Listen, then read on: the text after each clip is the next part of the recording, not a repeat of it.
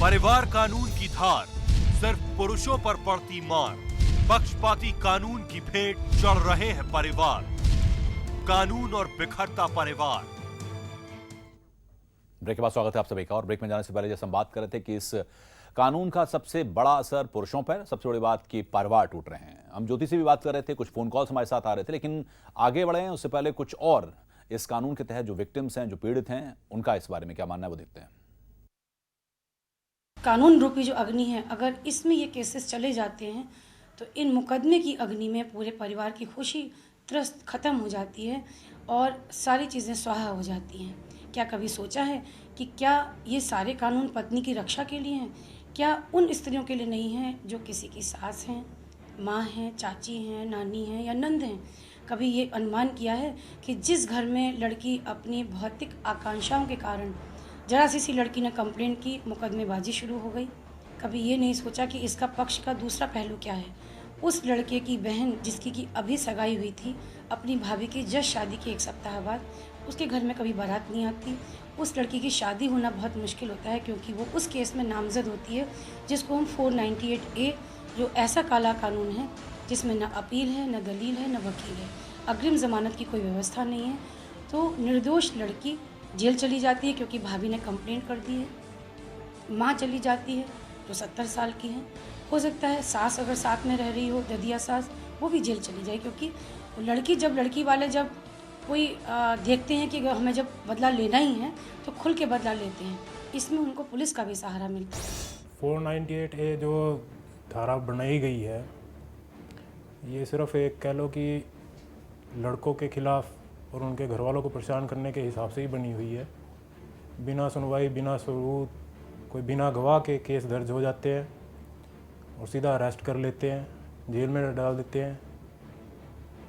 सबूत पेश करो तो सबूत को देखते भी नहीं है, कहते हैं कि हाँ ये बाद की स्टेज के होते हैं, ये पहली स्टेज के लिए तो सिर्फ यही देखा जाता है कि प्राइमा फेशिया क्या है। तो प्राइमा फेशिया अगर उनको सबूत भी दो, एविडेंसेस भी दो, उसको भी ज़बरदस्ती निकाल देते हैं। ओवरऑल एक शादी करना ही गुनाह है। कानून में ये व्यवस्थाएं हैं कि पुरुष के पास बहुत कम अधिकार दिए गए हैं। मान के चलें कि पुरुष एक ATM मशीन की तरह हो गए हैं, जहां पर जिस तरह चाहे कानून का सहारा लेकर के, चाहे वो DV एक्ट हो, चाहे वो DP एक्ट हो या और भी IRBM है, इनके द्वारा सिर्फ उसको कैश करने की, उसके साथ पैसा निकालने की व्यवस्था की गई है। कहीं पर ये मर्यादाएं नहीं रखा गया है कि लड़की जो है अगर अपने अधिकार से अलग हो, अपनी वंचनाओं से अलग हो, अगर वो परिवार की मर्यादाओं को तोड़ रही है तो उसके ऊपर इतना ज़बरदस्त अंकुश होना चाहिए कि वो पहले सोचे। एक बार कह लो कि मैंने अपने बच्चे से मिलने के लिए केस किया उनके ऊपर कि ठीक है कि मेरे को बच्चे से मिलने के लिए परमिशन दी जाए, लेकिन बच्चे से ना मिल सकूं इसलिए ज़बरदस्ती की घटना दिखा दी कि गाजियाबाद में आके बच्चे को किडनैप करने की कोशिश करी और मार पिटाई करी, एक नकली मेडिकल बना लिया। ठीक है, बंद आँखों से भी कोई देखेगा ना तो भी पता चल जाएगा कि मेडिकल नकली है, क्योंकि जिस टाइम का उन्होंने मेडिकल सर्टिफिकेट बना रखा है, उस टाइम पे नोएडा के अंदर मैं ऑफिस में था जहाँ पे लेबर डिपार्टमेंट वालों की रेड पड़ी हुई थी। अब लेबर डिपार्टमेंट वालों की रेड के बीच में तो कोई बंदा जाके किसी को मार के तो आ नहीं सकता है। उनका मेडिकल सच्चा है उनके हिसाब से, लेकिन दूसरे बंदे के जो फैक्ट है वो भी तो देखे जाएंगे, लेकिन किसी ने कुछ देखा ही नहीं, उठा के जेल भेज दिया 6 दिन। मेरे विचार में जितने भी ये स्त्री की सुरक्षा के लिए कानून बने हैं, जब हर चीज़ का पुनर्आंकलन हो रहा है, रिवीजन हो रहा है, तो क्यों ना जब स्त्री इतनी शक्ति संपन्न है तो इस तरह के कानूनों की फिर से एक विवेचना की जाए कि क्या ये सच में सही है। जिनके ऊपर केस यहाँ पे दर्ज कर रहे हैं वो लेडीज़ नहीं है क्या? मदर के ऊपर करा, सिस्टर के ऊपर करा, सबके ऊपर। घर में 6 बंदों का जो दो तो आउट ऑफ इंडिया रहते हैं, वो आज तक कभी इंडिया में आए ही नहीं है, उनके ऊपर भी कर दिया। तो ये लेडीज़ नहीं है क्या? सबसे बड़ी परेशानी तो इनकी देखो ना कि हाँ मेडिकल की इतनी ज़्यादा सीरियस प्रॉब्लम होने की वजह से, कैंसर के 2 ऑपरेशन हुए, वो ऑपरेशन ठीक ना होने की वजह से, हर्निया हो गए मल्टीपल बड़े बड़े, उसके ऑपरेशन हुआ वो भी सक्सेसफुल नहीं हुआ, उसकी वजह से बहुत बड़ा वाउंड हो गया इनका। तो जिस हालत में ये लेटी हुई हैं, इस हालत में ज़बरदस्ती कोर्ट कह रही है कि इनको कोर्ट में प्रोड्यूस करो।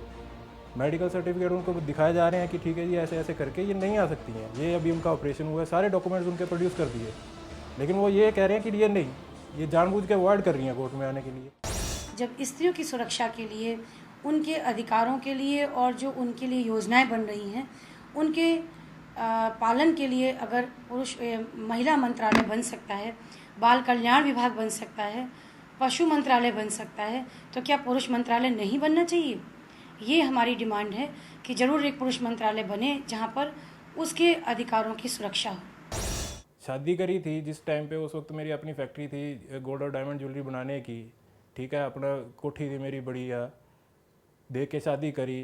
अनफॉर्चुनेटली मेरी, ठीक है, फैक्ट्री बंद हो गई, उसकी वजह से लॉस होने की वजह से मकान बिक गया। उसके बाद में उन्होंने बोलना जैसे जैसे ओपनली शुरू कर दिया कि ठीक है इन्होंने धोखा दे के शादी करी है, इन्होंने नकली दिखाई फैक्ट्री, इन्होंने नकली ये किया, तो वहाँ से समझ तो यही आता है कि उनको फाइनेंशियली प्रॉब्लम थी मेरे से। एक बहुत बड़ा अंतर ये कहें कि लड़के पक्ष को सुना ही नहीं जाता, इस तरह के तमाम केसेस आते रहे हैं। वो परसेंटेज कितना रहा है ये हम जानेंगे, लेकिन इस बीच में एक कॉलर हैं, वासिफ हैं दिल्ली से। जी वासिफ बताइए। हाँ जी बताइए। हेलो जी हाँ बताइए, क्या कुछ कहना चाहते हैं आप? हम 498 के नहीं, बारे ये में बताइए, आपके जो 498 के जितने केसेस आ रहे हैं आपके पास जी, ये कानून में देखिए, मैं कुछ स्टडी कर रहा था जी, तो जिसमें जैसे लास्ट ईयर 95,000 केसेस रजिस्टर हुए हैं, ओके, ठीक है, बट उसमें मैं देखता हूँ कन्विक्शन रेट हार्डली 2% है। अच्छा, अब मुझे ये बताइए, जब ये चीज इतना फॉल्स जब केसेस रजिस्टर हो रहे हैं, हाँ, तो गवर्नमेंट क्यों नहीं करती इसके पीछे कुछ? देखिए स्टैंडिंग कमेटी भी बनी थी इसके ऊपर, इसके ऊपर काफी कहते हैं लोग गए थे, कहते हैं अपना पक्ष रखा था।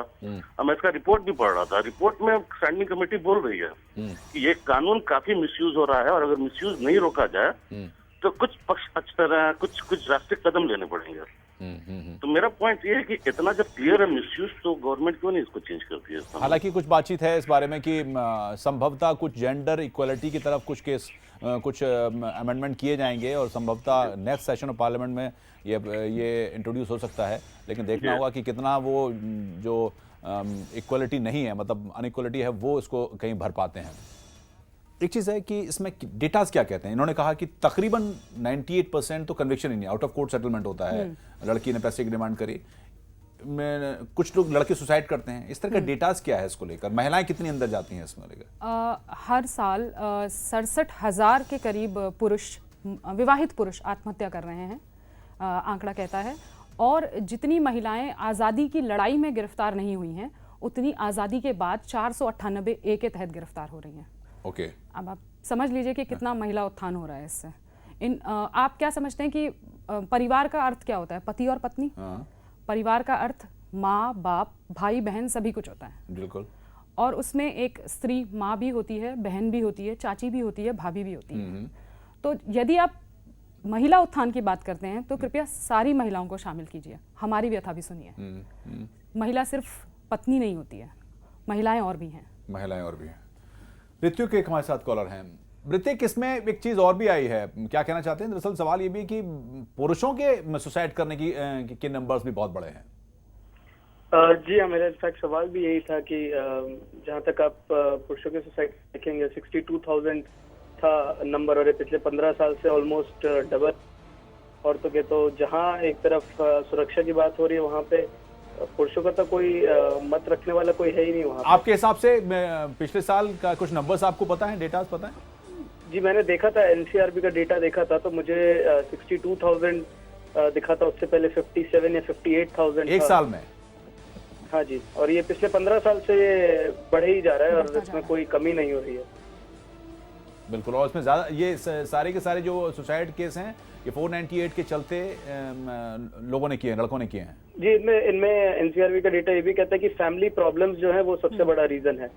तो फैमिली प्रॉब्लम में ये सब आ जाता है, और ये सब आप मतलब प्रॉपर्टी से लिए हुए मर्डर वगैरह से के अलग से है, ये सिर्फ सुसाइड का डेटा है।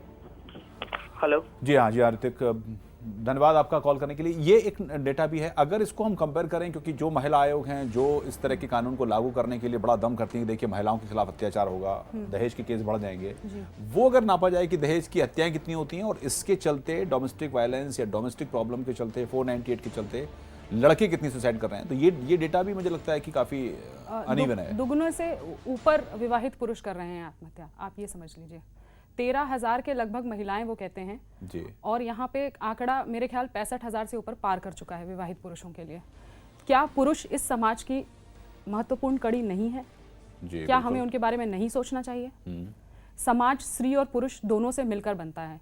अगर पुरुष पीछे रह जाएगा तो हम इस अच्छे समाज की कल्पना कभी भी नहीं कर मतलब आपका कहना है कि महिला आयोग ये कहता है कि तकरीबन 13,000 के आसपास महिलाएं दहेज के चलते मारी जाती हैं, या वो सुसाइड हो जाता है, उनकी मर्डर हो जाता है, और तकरीबन 65,000 के आसपास पुरुष सुसाइड कर रहे हैं। हाँ, तो ये तो 4 गुना से भी ज्यादा हो गया। बिल्कुल बिल्कुल बहुत ज़्यादा है। और दूसरी बात ये है कि आपका कानून ये भी कहता है कि 7 वर्ष के वैवाहिक जीवन के अंदर अगर महिला की मृत्यु हो जाती है तो उसे दहेज के लिए मृत्यु ही माना जाता है। पर ऐसा पुरुष के साथ नहीं है। अच्छा। यदि 7 वर्ष के भीतर विवाहित पुरुष की मृत्यु होती है तो आप जाकर किसी भी महिला को गिरफ्तार नहीं करते हैं, किसी भी पत्नी को, उसके परिवार को गिरफ्तार नहीं करते हैं। संक्षेप में चलते चलते समय खत्म हो रहा है, इसकी दिशा में जितने भी कोशिश आप लोगों ने की है, किस तरह का रिएक्शन मिला है गवर्नमेंट से, महिला आयोग से, जो भी कंसर्न अथॉरिटीज हैं? अभी तक तो हमें कुछ भी ऐसा कुछ साफ मिला नहीं है इंडिकेशन की कुछ भी पॉजिटिव हो रहा है।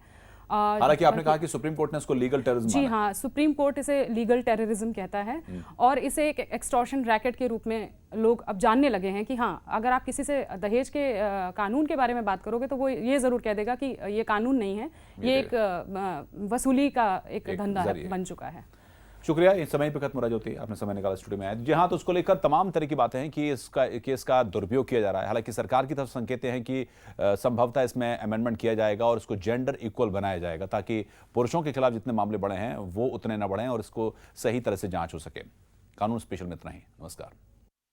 परिवार कानून की धार सिर्फ पुरुषों पर पड़ती मार, पक्षपाती कानून की भेंट चढ़ रहे हैं परिवार, कानून और बिखरता परिवार।